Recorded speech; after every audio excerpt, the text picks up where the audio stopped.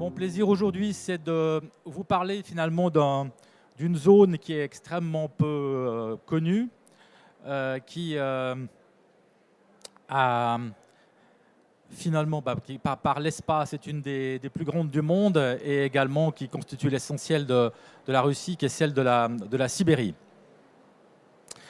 Alors, ce que je vais essayer de faire avec vous pendant ces 3 bons quarts d'heure qui nous restent, c'est de vous emmener pour un petit voyage, un voyage dans l'histoire et un voyage aussi dans l'espace, autour de cette espèce d'immense continent qu'est la Sibérie.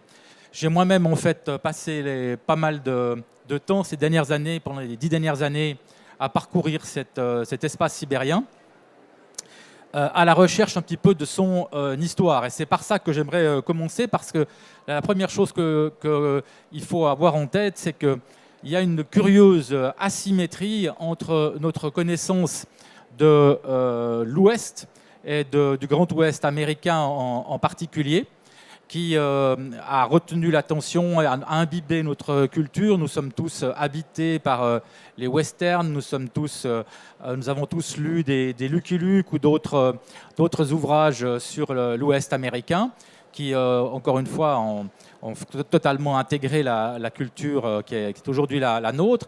Mais lorsqu'on pose la question aux gens de savoir finalement qu'est-ce qu'on sait sur l'Est, qu'est-ce qu'on sait sur la Sibérie, qu'est-ce qu'on sait sur la conquête de cette immense partie du monde, curieusement, il y a un grand silence. Et je le fais régulièrement quand, dans les conférences, que je me retrouve soit face à mes étudiants, soit face à des lycéens.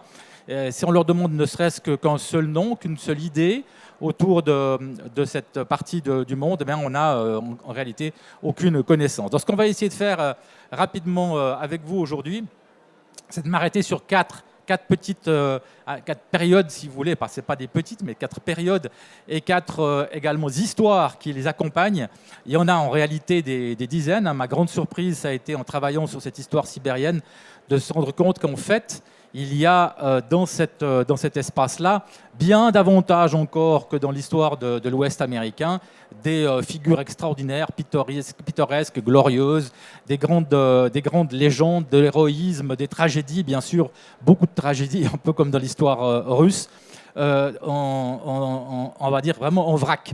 Voilà, donc je vais en fait aborder 4 thèmes et 4 histoires qui sont évidemment totalement arbitraires dans l'ensemble de cette histoire sibérienne, parce que on peut parler bien sûr du goulag, on peut parler du transsibérien, on peut parler des bagnes, on peut parler de la découverte scientifique, il y a énormément de choses. J'ai choisi en fait d'en aborder rapidement 4 avec vous. D'abord, c'est comment est-ce que les choses elles ont commencé, pourquoi est-ce que des gens sont partis à l'Est. Ensuite, comment les Russes sont allés jusqu'à l'océan Pacifique. Quelques mots sur l'Amérique russe et sur ce fameux Alaska russe qui a duré jusqu'à sa vente en 1867. Et puis bien entendu quelques mots aussi sur ce qui a été pendant longtemps la plus grande prison au monde, à la fois sous les tsars avec les bagnes et puis ensuite sous le régime soviétique et en particulier stalinien avec le goulag. Alors, peut-être pour commencer, juste évidemment sans trop de faire de leçons de géographie, se rappeler quand même de quoi il s'agit. Là, on a une carte de l'ensemble de la zone eurasienne et de la Russie, de la Fédération de Russie. La première chose qu'il faut en retenir, c'est que, bien sûr, tout le monde le sait, la Sibérie est immense. Mais un des grands conférenciers américains qui a fait sa vie à parler de la Sibérie, il s'appelait George Kennan.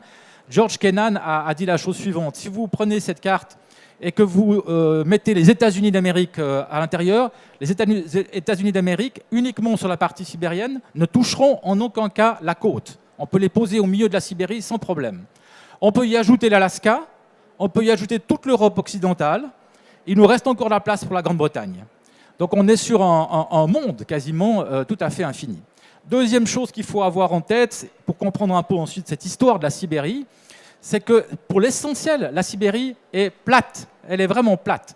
Quand on parle des grandes plaines sibériennes où se trouvent les grands fleuves, si on prend ici l'altitude de Novosibirsk, aujourd'hui de facto la capitale de la Sibérie, altitude 100 mètres, mais à 4300 km de son estuaire. Donc ça signifie que les fleuves et le débit des fleuves est extrêmement lent et du coup extrêmement facilement navigable. Et on va le voir, ça a une importance capitale dans l'exploration de cette région. Et troisième et dernière chose à dire là-dessus, c'est que lorsqu'on parle de Sibérie, on ne parle pas tous de la même chose. Pour nous autres Européens de l'Ouest, la Sibérie, c'est finalement tout ce qui est à l'est de l'Oural, donc la Russie d'Asie. Pour les Russes, on a plusieurs Sibéries. Les Russes, quand ils parlent de Sibérie, ils parlent en fait de la région qui va de l'Oural jusqu'au lac Baïkal, avec la Sibérie occidentale, orientale, Sibérie centrale.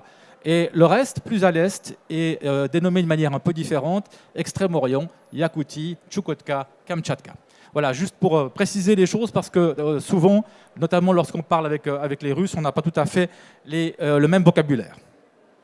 Je vais juste baliser un peu cette carte de quelques étoiles rouges, comme il se doit, sur le sujet, pour que vous voyez de quels endroits je parle quand j'évoque cette histoire. On va démarrer le premier épisode sur, finalement, qui est parti le premier, qui est l'homme, ou quels sont les hommes qui finalement ont entrepris cette grande expédition, ce grand démarrage, cette ruée vers l'Est.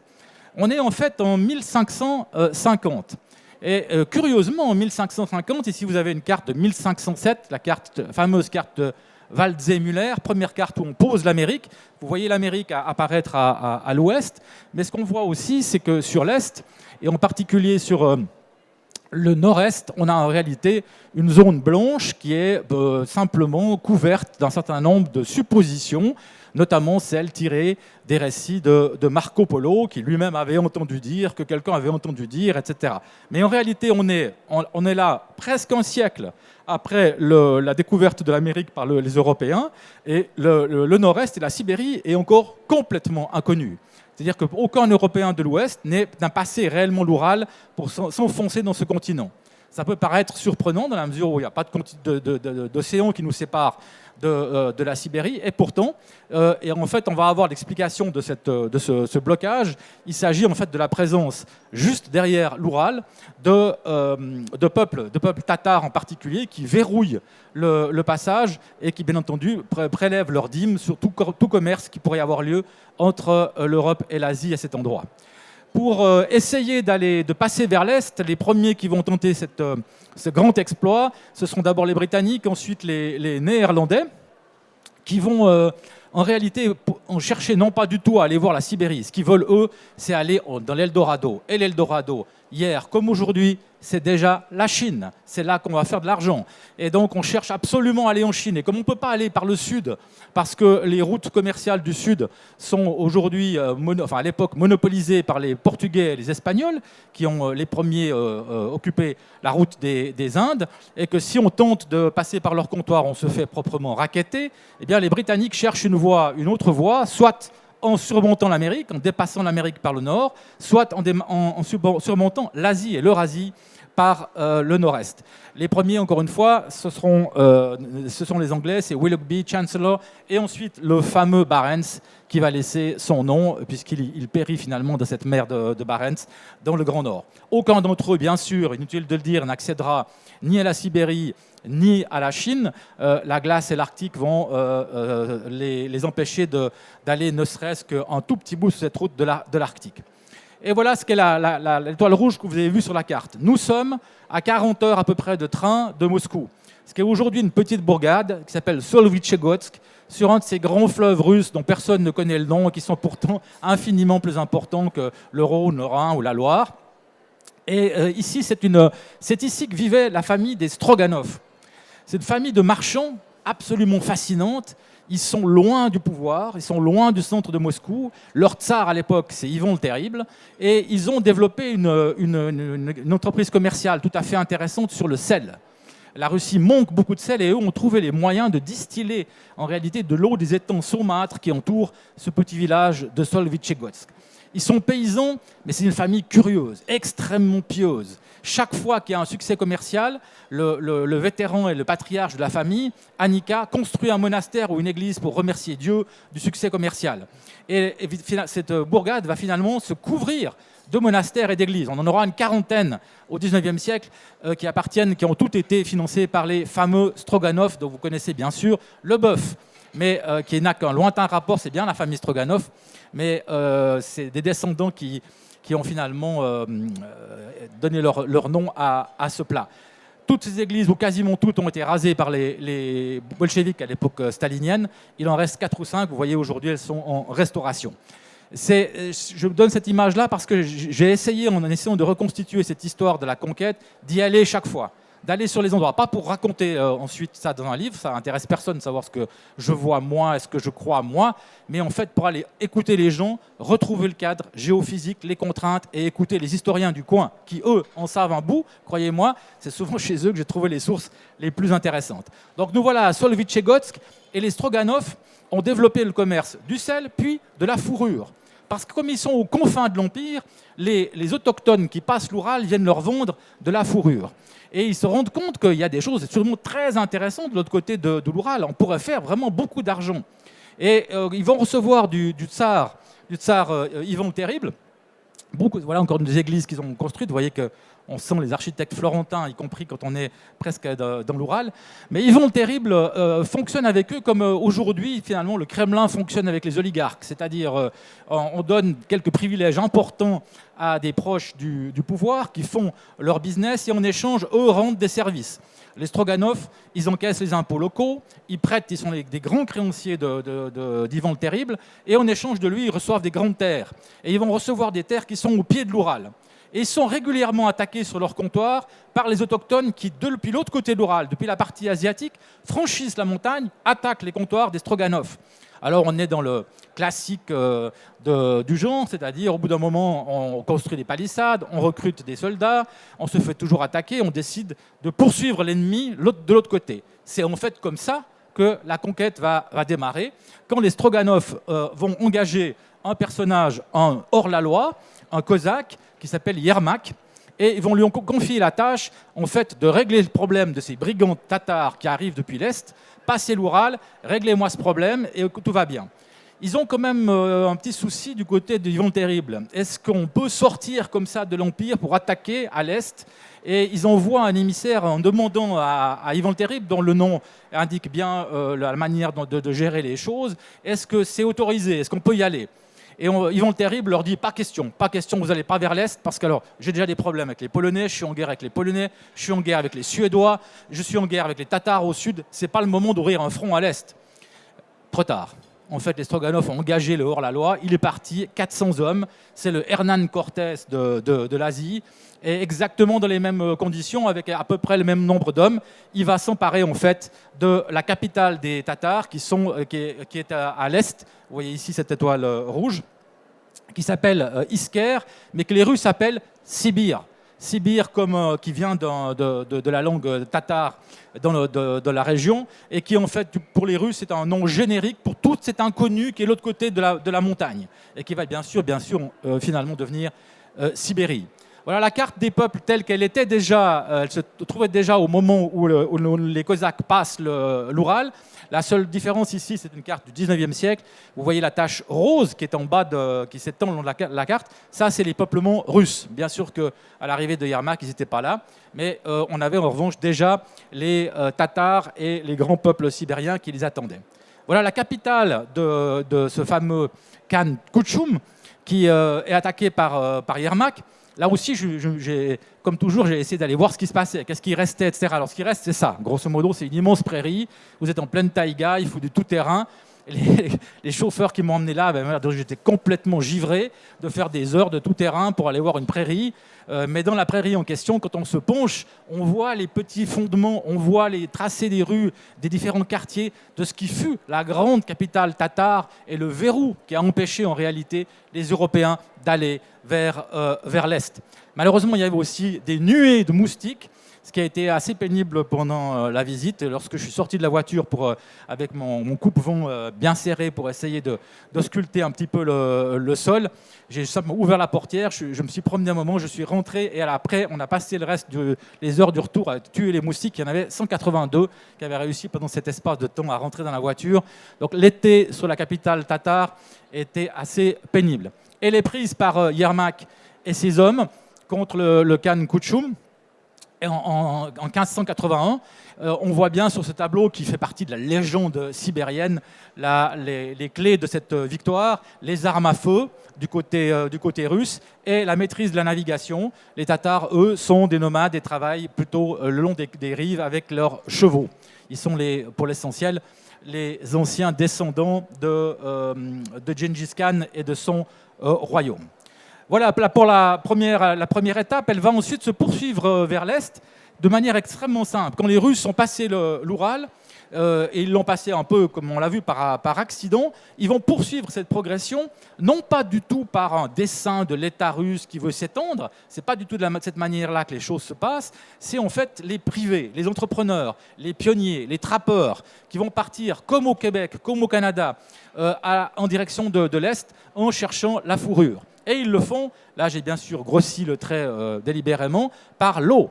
La Sibérie est conquise par l'eau. C'est en fait des marins d'eau douce qui vont vers l'Est et qui profitent encore une fois de cette extrême faiblesse du relief en passant en fait d'un fleuve à l'autre et d'un bassin à l'autre par les affluents et par du portage. Et en réalité, en 60 ans, les Russes vont passer de l'Oural jusqu'au Pacifique, simplement en suivant le cours des fleuves et en suivant, avec ces petits bateaux qu'on appelle les kochs, en suivant leur proie principale, qui est la zibeline.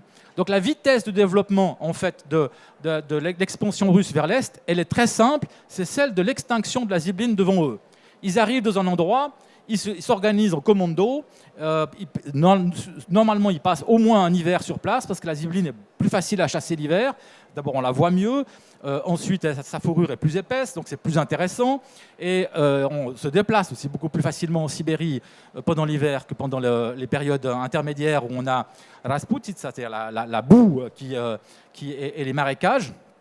Donc ils suivent la zibeline, ils la chassent et ils la ramènent. C'est l'Eldorado. Si vous ramenez pendant 2 saisons suffisamment de fourrure, vous pouvez tranquillement prendre votre retraite. C'est véritablement de l'or. C'est pas moins de valeur que l'or.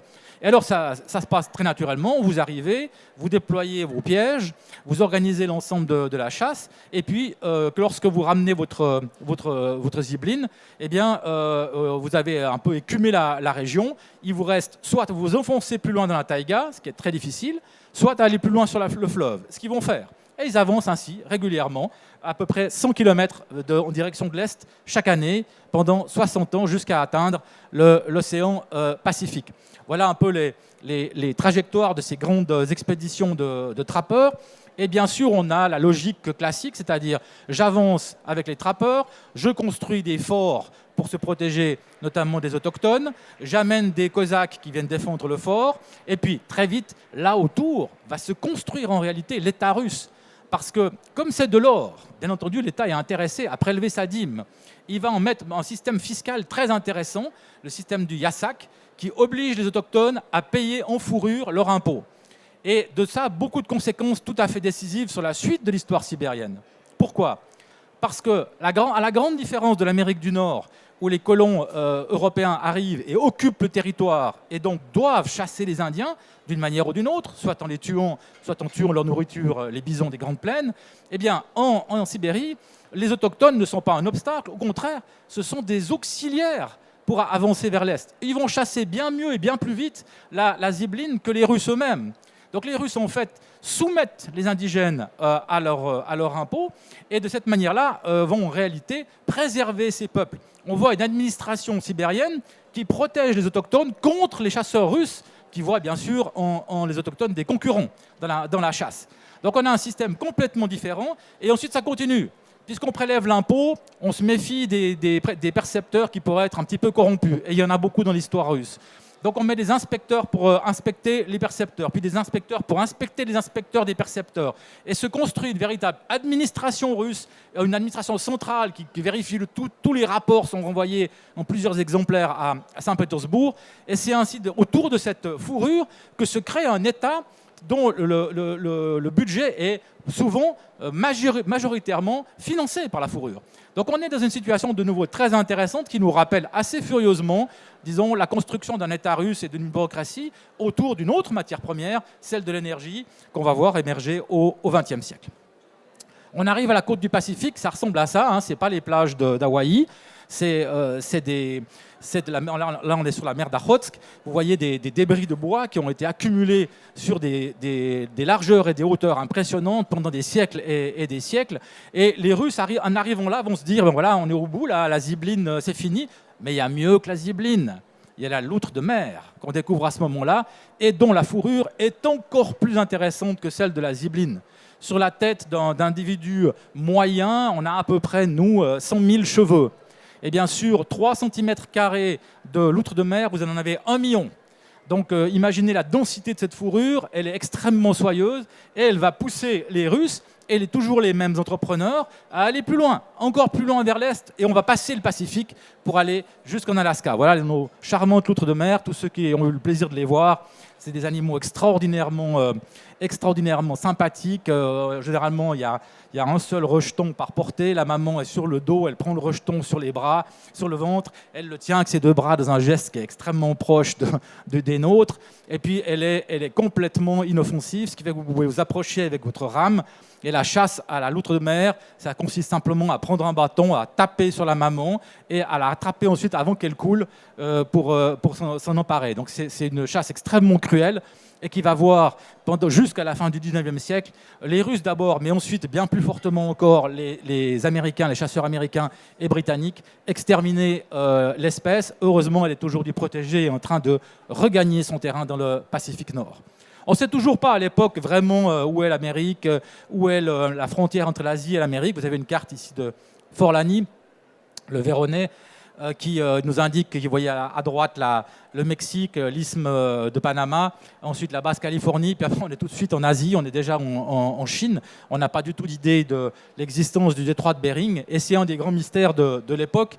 Il faut donc essayer d'en savoir plus. Les Russes vont envoyé une série d'expéditions, formidables expéditions, la première 1725, la deuxième 1733, qui vont durer pendant la première 8 ans, la deuxième plus de 10 ans, qui vont mobiliser en réalité le savoir russe, tout le savoir russe et étranger, puisqu'on met dans ces expéditions des savants européens, qui vont être recrutés pour leur connaissance et qui sont vraiment les meilleurs du monde dans leur branche à ce moment-là, des jeunes Allemands, souvent de ce qu'on appellerait aujourd'hui un cluster de savoir dans le sud de la Saxe. Il y a Jena, Halle, Leipzig, Wittenberg, les grandes universités allemandes, Tübingen bien sûr, qui est le Harvard de l'époque. Ces jeunes Allemands, accompagnés de quelques Français et de quelques Suisses et des universités de Bâle en particulier, vont suivre la cohorte. 5000 hommes qui sortent par cette porte de l'amirauté, 5000 hommes et des immenses convois, traîneaux, chiens, flottes. On va construire des chantiers navals, on va construire des flottes entières pour essayer d'aller découvrir l'ensemble de ce continent. Tout ça est dirigé par un certain Bering, Vitus Bering, un Danois, qui est dans la flotte russe depuis déjà quelques années et qui va être le commandant en chef de ces grandes expéditions. On a ici un tableau de ce que les scientifiques, par exemple allemands, les plus grands, les plus célèbres, c'est-à-dire Gmelin, le physicien botaniste, et Müller, l'historien, vont entreprendre. Ça, c'est encore une fois plus de 10 ans de leur vie à parcourir 40 000 kilomètres à pied et en traîneau à travers la Sibérie pour essayer de nous transmettre et de rendre au tsar un véritable rapport d'inventaire sur ces nouveaux territoires. On va ensuite pousser l'expédition un peu plus loin. Il va falloir aller en Amérique parce qu'évidemment, si l'Amérique et l'Asie sont par inadvertance encore liés, on peut craindre que du côté de l'Amérique, les Espagnols ou les Britanniques, remontant, débarquent sur l'Asie, sur ce qu'on appelle l'Asie, et s'en emparent. C'est le fantasme de Pierre le Grand, la grande crainte qu'il a, et qui est nourri notamment par son passage en France en 1717, ici à Paris, où il a été sans arrêt apostrophé par les scientifiques français qui lui ont dit « mais ce détroit, on n'est pas sûr qu'il existe, est-ce qu'on peut aller vérifier nous-mêmes ?» Et puis finalement le tsar, je pense assez sagement, a dit ben, « on va le faire nous-mêmes, nous Russes, et puis on va s'en occuper ». Donc on va monter ces flottes, dont la deuxième expédition de Bering. On va créer cette ville de Petropavlovsk-Kamtchatki, dans cette extraordinaire baie qui s'ouvre sur l'océan Pacifique par un petit goulet, et qui est aujourd'hui la capitale du Kamtchatka, créée par ces expéditions. Et puis on va partir à la découverte de l'Amérique. Alors c'est 2 navires. le Saint-Pierre sur lequel se trouve Bering, le Saint-Paul sur lequel se trouve son second Tchirikov en russe. Et les deux, vous les voyez ici, partent ensemble, naviguent de concert jusqu'à ce que finalement ici une tempête les sépare.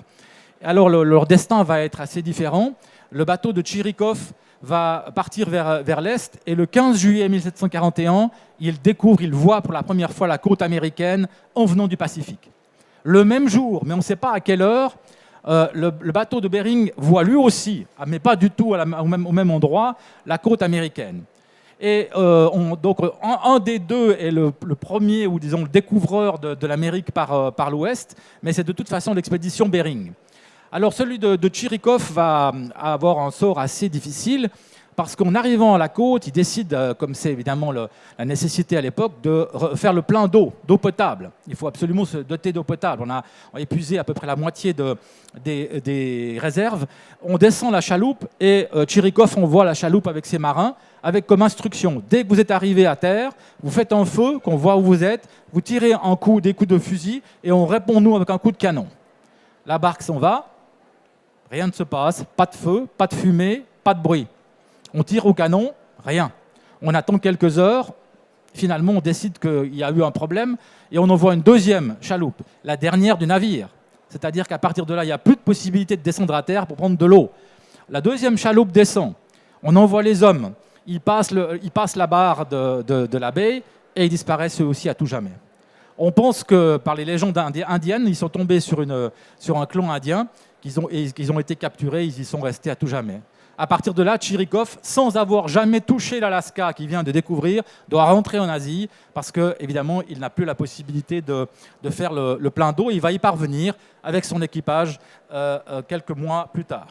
Pour le bateau principal de Bering, c'est encore pire. À bord de ce bateau se trouve un scientifique allemand, qui est le médecin personnel de Bering, un fou furieux, au bon sens du terme, un personnage haut en couleur, extraordinairement actif, toujours en train de chercher. Toujours, à chaque seconde, il est en train d'amasser du savoir. Il prend des échantillons d'eau, il prend des échantillons de sol, et il va, lors de son premier débarquement en Amérique, dans l'île de Kayak, découvrir à lui seul, en 6 heures, 160 nouvelles espèces végétales et animales. C'est un véritable génie. Je pense que c'est le Guinness Book de la découverte scientifique. Une découverte scientifique toutes les 2 minutes 30. Et le bateau remonte, et ce scientifique allemand, qui est en caractère extrêmement pénible, visiblement, quand on lit les témoignages de ses contemporains et compagnons de voyage, il a l'air très franchement complètement insupportable. Eh bien, Steller conseille à ses compagnons de mâcher un peu de ces feuilles qui pourraient les protéger contre le scorbut. Mais comme c'est Steller qui le dit, tout le monde lui dit voilà, garde ça pour toi, etc. Quelques semaines plus tard, l'équipage complet du bateau est malade de scorbut, sauf 2 personnes, Steller et son domestique. Mais ils ne sont naturellement pas de taille à pouvoir conduire le navire. Et vous voyez sur la carte que l'itinéraire devient franchement erratique. En réalité, le bateau est poussé par les vents, plus personne ne le conduit, les voiles sont déchirées, il y a des trous dans la coque, et le bateau finit par échouer sur ce que l'équipage de Bering espère être le Kamtchatka, espère être enfin un retour en Asie, mais en fait, il s'agit d'une île que personne n'a vue jusque-là, qui s'appelle aujourd'hui l'île de Bering. On s'échoue sur cette île, on tire les quelques plonges qui restent du naufrage à terre, et sur cette île qui n'a aucun arbre, aucun buisson, on essaye de survivre pendant quelques mois, un hiver qui va durer en réalité du mois de novembre jusqu'au mois de juillet de l'année suivante. Et pendant ce temps-là, notre ami scientifique Steller, il continue à chercher. Et si on essaie juste de se mettre un peu dans la perspective, imaginez que vous êtes sur une île déserte, que personne n'a jamais vue jusque-là, aucune raison que quelqu'un vienne vous chercher là, vous n'avez plus de navire parce qu'il a fait naufrage. Eh bien, lui, sa première préoccupation, c'est la science. Encore chercher. Et il va découvrir un animal que plus personne n'a vu après lui, la vache de Steller. Et ce n'est pas un mulot. C'est, comme vous le voyez, un animal de taille imposante. 3, 5 mètres, des fois 7, 8 mètres pour certains des spécimens. On est à plusieurs tonnes également. L'avant de l'animal, nous dit Steller, ça ressemble à un phoque. Et puis l'arrière, ça ressemble à un poisson. C'est en fait un animal qui est de la famille des sirènes et qui a en fait subsisté sur cette île, proche de cette île, grâce à l'absence de tout humain. L'animal va sauver ses naufragés parce qu'ils vont pouvoir le chasser et s'en nourrir de sa graisse en particulier et de sa viande. Mais dès les années suivantes, il va être totalement exterminé. Alors le pauvre Steller, qui sur la plage fait son travail de scientifique, dissèque, découpe, analyse, etc. Et il le fait dans des conditions dantesques. Les renards qui sont sur l'île, qui n'ont jamais vu d'être humain, attaquent en permanence. Ils mangent les cadavres, ils attaquent les bottes, ils se nourrissent de tout. Donc on a Steller qui donne des coups de botte, on a la description, il donne des coups de botte à gauche, à droite pour se débarrasser des renards. Il a les oiseaux qui piquent sur il est avec ses papiers, il essaye de prendre des notes et il découpe la vache de mer sur la plage.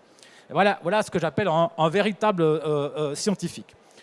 Voilà ce qui nous reste des cahiers de Steller, parce que Steller, malheureusement, alors que l'équipage a miraculeusement réussi, en assemblant quelques planches, à regagner la Sibérie, il va mourir sur le chemin du retour vers la Russie, et tous ces papiers scientifiques vont être dispersés dans les archives.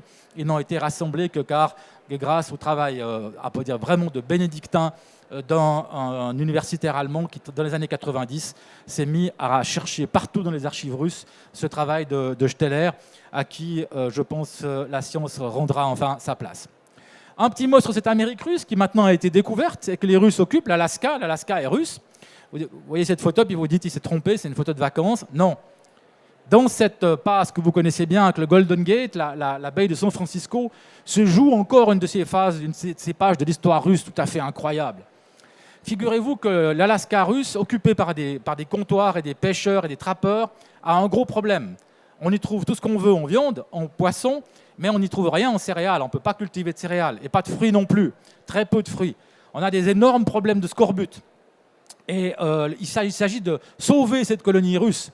On donne la mission en 1804 à un capitaine, un chambellan de l'armée impériale russe, un homme qui jusque-là a fait sa carrière à la cour de Saint-Pétersbourg, qui a un uniforme blanc magnifique, bel homme, qui a la prestance, qui sait comment gérer les choses dans les balles. Eh bien, on lui donne comme mission de descendre le long de la côte de l'Amérique du Nord, depuis l'Alaska en direction du sud, pour trouver à tout prix des céréales, des fruits, pour sauver ses compagnons et la capitale de l'Alaska russe. Il arrive ici en vue de la baie de San Francisco, dans laquelle se trouve à l'époque le poste militaire le plus au nord de l'Empire espagnol, qui occupe ce qu'on peut encore visiter aujourd'hui à San Francisco, le Presidio, qui est donc le fort militaire espagnol. Et puis il y a une mission de franciscains qui vont donner leur nom à la ville. Sinon, rien. Alors notre ami Rezanov arrive avec sa corvette. Les Espagnols qui sont là voient, imaginez-vous ça aussi, ils voient arriver du nord de l'Amérique un bateau russe et ils ne savent absolument pas quel est le protocole. Parce que est-ce que l'Espagne et la Russie sont alliés ou en guerre en Europe? Personne ne le sait. Peut-être que les Russes, eux, le savent. Qu'est-ce qu'on va faire? Donc ils tirent au canon par hasard pour empêcher les Russes de débarquer. Et en fait, les Russes qui ne peuvent pas aller plus loin parce qu'ils sont absolument pressés par le temps pour trouver ces céréales, trouver ce fruit, rentrent dans la baie, s'arrêtent, jettent l'ancre et notre ami Rezanov met son plus bel uniforme de chambellan et descend sur cette plage de San Francisco où il y a en fait 2 franciscains et un officier espagnol qui l'attendent. D'abord, quelle langue? On va parler en latin, parce qu'il n'y a pas d'autre langue commune. Et voilà, au bout du monde, les Espagnols et les Russes qui conversent en latin pour essayer l'un de dire « j'ai besoin de céréales » et les autres lui disent « écoutez, on est désolé, mais le gouverneur n'est pas là. Nous, on ne sait pas ce qu'on peut faire. Je ne crois pas qu'on peut vous vendre quoi que ce soit. Mais vous êtes quand même invités ce soir à manger dans la maison du gouverneur où sa femme se trouve avec ses enfants. » Rezanov honore l'invitation et il est invité à la table. Il découvre parmi les filles du gouverneur la magnifique Maria Concepción de Arguello, 15 ans, magnifique jeune femme qui naturellement ne tarde pas à tomber. Voilà Rezanov qui a une quarantaine d'années et voilà Maria Concepción. Elle ne tarde pas à tomber amoureuse de Rezanov et lui de même. Elle, disons, on imagine assez bien pourquoi. Quand vous êtes fille d'un gouverneur espagnol dans ce vraiment bout du monde qu'est le comptoir de San Francisco et que vous voyez débarquer un chambellan de la cour impériale qui connaît tous les bons usages, qui est érudit et qui peut parler avec vous, vous vous dites c'est la chance de ma vie, il ne faut pas la louper celle-là. Donc elle va le séduire Et lui, il va inventer, là j'ai retrouvé dans les archives des éléments là autour, il va lui inventer une géopolitique. L'Espagne et l'Empire russe pourraient ensemble s'emparer de tout le Pacifique si on se met d'accord. Et ce mariage pourrait avoir des dimensions incroyables. Les franciscains interrogés disent oui, alors c'est vrai que ce personnage de Rezanov est sympathique, il est érudit, il est cultivé, on n'en voit pas souvent comme ça, mais on a un problème comme il est orthodoxe. Donc il faut demander une autorisation en réalité au pape, au roi d'Espagne et au tsar. Rezanov dit d'accord et il repart. Et il repart avec des céréales, avec des fruits qu'il amène à la colonie d'Alaska, il décharge, il sauve cette colonie où il n'y a même plus personne qui était en état de décharger le navire au moment où il arrive dans le port. Tout le monde est étendu, malade du scorbut. Il décharge, il reste de quoi soigner un peu ses compagnons et il repart dardard à travers le Pacifique jusqu'à la Sibérie, et à travers la Sibérie en traîneau pour aller chercher les autorisations. Et il est si pressé que, malade de pneumonie, il monte quand même à cheval, il tombe frappé par la fièvre et un sabot de son cheval le tue. Maria Concepción, qui attend toujours dans son comptoir de San Francisco, va attendre quelques années. Aucune nouvelle de Rezanov. Elle refuse tous les prétendants qui viennent et elle va finalement prendre le voile et devenir une des premières dominicaines nées en Californie.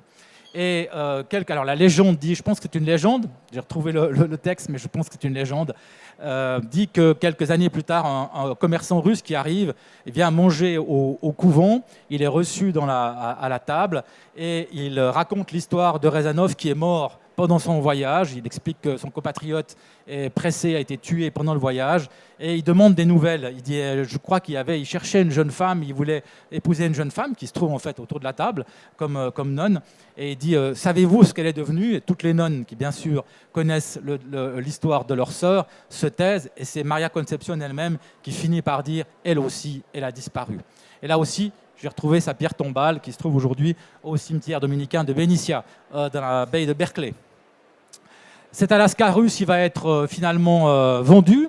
Là aussi, petite histoire intéressante parce que tout le monde se demande toujours comment est-ce que les Russes ont été assez fous pour vendre cet Alaska. Imaginez encore aujourd'hui si l'Alaska était russe, qu'est-ce qui se passerait? En fait, c'est extrêmement, extrêmement logique et raisonnable. C'est même, on va dire, la rationalité politique même. La décision est prise en 1 heure. Dans l'agenda du tsar de l'époque, on a retrouvé son agenda, c'est marqué de 13 à 14 heures, vente de l'Alaska. Il convoque les personnages les plus importants de l'histoire, sans du tout s'intéresser à la compagnie russo-américaine qui exploite en fait l'Alaska, et il décide de la vente de l'Alaska pour quelques raisons très simples. Premièrement, c'est beaucoup trop loin de la Russie. Il faut 18 mois pour envoyer un courrier et le faire revenir. Ça suscite une corruption épouvantable. Les gouverneurs se remplissent les poches. Après, on doit attendre 18 mois. L'inspecteur arrive. L'inspecteur voit qu'il y a de la corruption. Il rentre. Ça va prendre 18 mois. Et puis ensuite, on envoie un courrier pour dire que le gouverneur est déchu. Ça reprend 18 mois. Et le suivant arrive et ça recommence. Donc, on a un cycle qui est très défavorable. Deuxièmement, on ne peut pas coloniser l'Alaska parce que la Russie, pendant très longtemps, a connu le servage. Elle vient d'abolir le servage au moment où cette réunion a lieu, mais les paysans ne sont pas du tout en état de partir coloniser des terres nouvelles. Donc on n'a pas, si vous voulez, on n'a pas les ressources, on n'a pas la main-d'œuvre pour envoyer dans les colonies. Troisièmement, il faut savoir si on va donner la priorité à l'Amérique ou à l'Asie. Parce que sur la frontière chinoise, là aussi, ce n'est pas facile. Est-ce qu'on va garder le fleuve Amour et tenter de le préserver face à la Chine, mais aussi face à la Grande-Bretagne, et on verra plus tard au Japon, ou bien est-ce qu'on va essayer de s'accrocher à cette Amérique lointaine? On choisit l'Asie et on choisit le fleuve Amour. Et dernier élément intéressant, on vient de découvrir de l'or en Alaska. Et on est là, une quinzaine d'années, après la grande ruée sur l'or de la Californie, celle que Sandra a décrite. Et donc, la question qui se pose dans la tête des Russes, c'est il y a peut-être de l'or, sans doute y en a-t-il. Donc, on va voir les prospecteurs arriver à travers le Canada et la Californie et envahir l'Alaska. Nous n'avons absolument pas les moyens de nous défendre face à cette invasion pacifique. Ils vont venir creuser partout, ils vont s'emparer des lopins. Juste dans leur sillage viendront les soldats, les missionnaires, et en fait, on va se faire voler l'Alaska. Il vaut mieux le vendre vite. Et comme en plus les caisses impériales sont vides après la guerre de Crimée, eh bien voilà, tous ces facteurs en fait poussent la Russie à vendre l'Alaska. Mais c'est vite dit, encore faut-il qu'il y ait l'acheteur. Alors, exclu qu'on vende à la Grande-Bretagne, la superpuissance hostile, qui est ce que sont les États-Unis d'aujourd'hui, hégémonique dans le monde entier. Et les Russes qui ont subi la défaite de la guerre de Crimée ne veulent évidemment pas du tout imaginer de vendre leur Alaska aux Britanniques qui ont déjà le Canada et qui pourraient occuper toute l'Amérique du Nord. Les Américains, les États-Unis d'Amérique, en revanche, ça c'est une bonne idée. Parce que les États-Unis d'Amérique, eh bien, ils ont été les alliés des Russes. Les États-Unis d'Amérique se sont libérés de la tutelle coloniale britannique. Ils sont partis dans une expansion vers l'ouest qui ressemble à celle de l'Est pour la Russie. Ils ont aboli l'esclavage alors que les Russes viennent d'abolir le servage. Il y a énormément de sympathie entre ces deux peuples. Donc on décide de vendre aux États-Unis. On envoie un émissaire, un Belge, le baron Stockel. Baron, on n'est pas sûr qu'il ait réellement été baron, mais enfin lui, il aime s'appeler baron. Et il arrive aux États-Unis juste après la guerre de sécession. Alors imaginez-vous là aussi, l'administration américaine a autre chose en tête que d'acheter un bout de terre loin au nord-ouest. On a le sud des États-Unis est ravagé par la guerre. Les nordistes qui viennent de gagner, de remporter le Congrès et qui ont des conditions léonines sur la reconstruction du sud veulent profiter de leur victoire et se remplir les poches au détriment des sudistes. Et ils détestent le président américain de l'époque qui essaye, lui, de trouver des moyens de rassembler un peu sa population. Il y a une procédure d'impeachment qui est en cours. Ça aussi, ça nous rappelle 2-3 choses sur l'actualité. Et alors, donc, on a un président américain qui est intéressé. On a un secrétaire d'État qui s'appelle Seward, qui est très intéressé, qui voit bien l'intérêt. Imaginez, on va prendre cet Alaska, ça va être américain.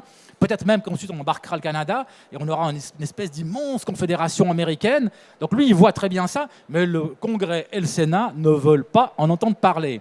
Et quand on présente devant les commissions du Sénat et du Congrès l'idée, le projet d'acheter l'Alaska, c'est refusé, on vote.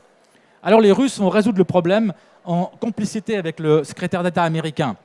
Il faut monter le prix, qui était de 7 millions de dollars. On ne peut pas dire que c'est très cher pour l'Alaska, même transformé en pouvoir d'achat actuel.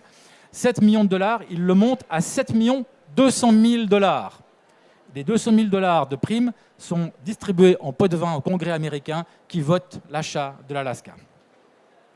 Et ça se fait donc ici, dans la nuit du 25 au 30 mars 1867, la signature de ce fameux traité. Dernier élément, je vais le faire encore un peu plus rapidement, c'est évidemment la dimension carcérale de cette Sibérie qui a marqué les esprits au point qu'on l'associe de manière assez erronée quand même à l'idée de la Sibérie. Sibérie, c'est pour nous, c'est le bagne et le goulag.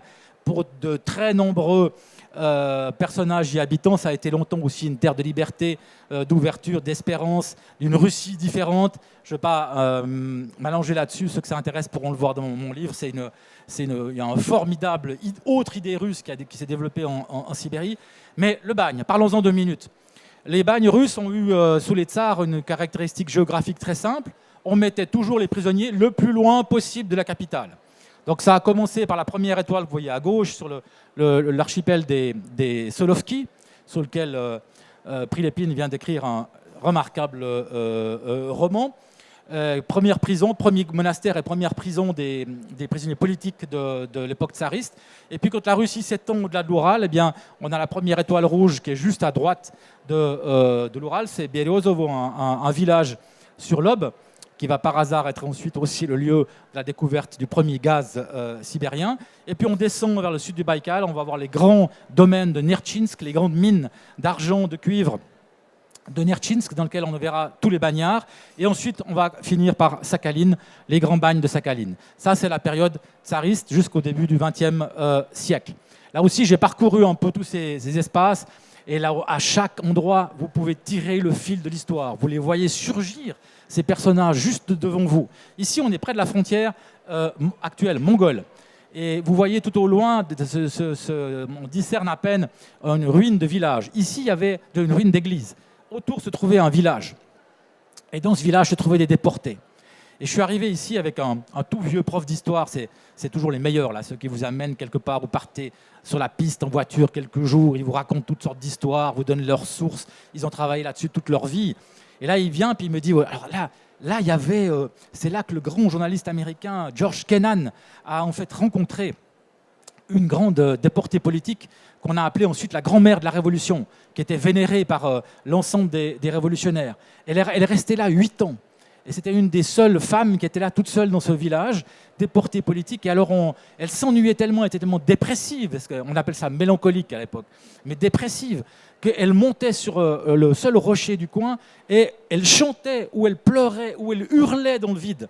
J'ai dit au prof d'histoire, on y va tout de suite, on monte là-dessus, on va crier les deux ensemble. Moi, je suis assez sentimental, j'aime bien ce genre de petits rappels à l'histoire. Et on est monté sur le rocher, on a hurlé dans ce silence, en se rappelant de Yekaterina Breshko-Breshkovskaya. La voilà à droite, la grand-mère de la Révolution, qui a effectivement passé une bonne partie de sa vie dans les bagnes, qui a été dans l'underground révolutionnaire à Genève, à Londres et à Paris, et qui a été découverte dans ce village par celui que vous voyez à gauche, George Kennan, qui ici, lors d'une conférence aux États-Unis, se déguisait en bagnard russe pour impressionner un peu le public, mais qui, en fait, en découvrant cette femme, a tout d'un coup vu la souffrance, à quoi ressemblaient ces bagnes russes, qu'il a été en train de visiter pour un énorme reportage. Alors là aussi, je ne vais pas donner les détails de ce reportage, j'ai refait un peu le trajet qu'il avait fait, et puis j'ai découvert aussi que, comme je suis moi-même journaliste, j'ai 2-3 choses qui quand même m'intriguaient. Comment avait-il pu voir autant de choses et autant de scènes sur un voyage de cette durée? Et je me suis rendu compte, en cherchant dans les archives et en essayant de deviner ce qu'il avait pu lire, qu'il avait amplement plagié des auteurs russes qui étaient venus avant lui, sans que personne s'en aperçoive jamais. Mais voilà ces bagnes, ça c'est l'état actuel de ces bagnes tsaristes. Et quand vous êtes dans ces petits villages où plus personne ne passe, et vous vous dites, j'essaie de trouver les traces, on vous dit, montez sur la colline, et là dans les buissons, vous allez voir encore, il y a une tombe de ces déportés politiques du 19e que les villageois soignent encore ici celle de Lounine, un des grands décembristes mort en prison en 1845. Enfin, bien sûr, les descendants des grands camps, des grands bagnes tsaristes, le goulag, qui a une fonction économique extrêmement précise. Il s'agit autant d'éloigner les gens indésirables pour le régime que de fournir une main-d'œuvre permanente aux grands chantiers que le régime soviétique entreprend. Et on voit bien ici, ça c'est les plus grands camps du goulag. On voit bien que c'est évidemment vers l'est, vers le nord, en Sibérie et dans l'Arctique, que ces camps vont être les plus précieux, puisqu'il est inimaginable d'y envoyer une main-d'œuvre volontaire.